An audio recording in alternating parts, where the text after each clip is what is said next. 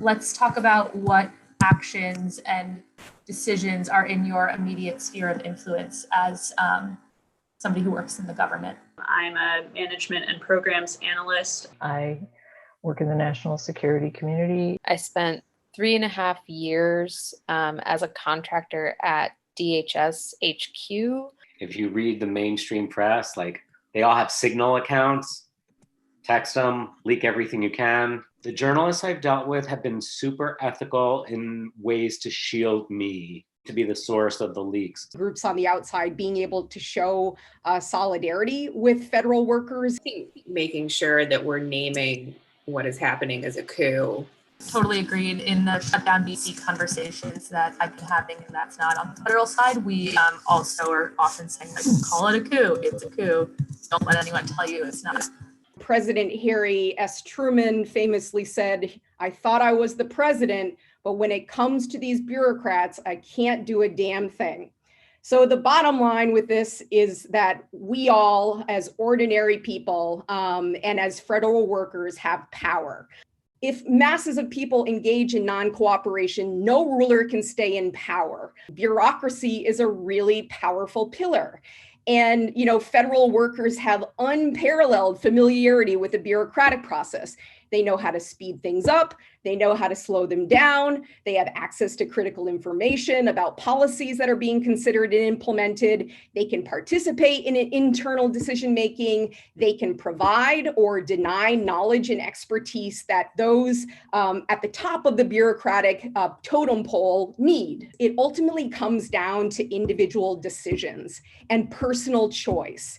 Deciding what to do or what not to do is a very personal decision. It's based on context. It's based on your rank, on your tolerance for risk, on your preparation, and frankly, where you sit in the federal bureaucracy. And we're talking about the range of different tactics.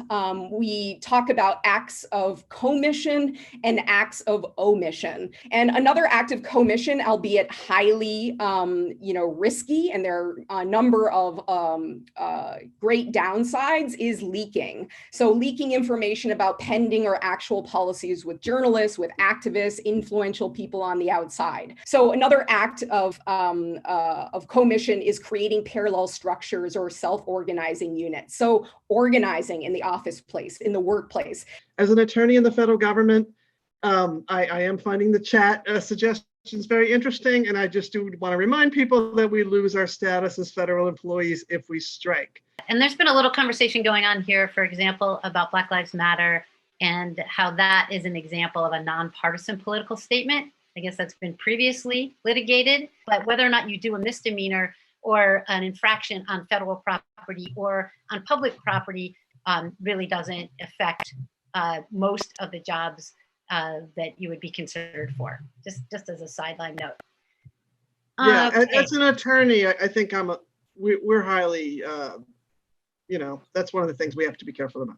I would just say this is also the importance of being in communication with and in touch with groups, civic groups, grassroots groups that are preparing people for the possibility that red lines may be crossed, that the election goes sideways, so everything from Choose Democracy to Hold the Line, to shut down, We Count on Us. I listed a few of those in the slides earlier, but they're the ones who are really in the vanguard of helping people think about, interpret red lines, and think about different actions that can be taken well beyond kind of street protests and demonstrations, but kind of sustained organizing and action. What does it look like in practical terms to put, to slow the gears down in some ways or another?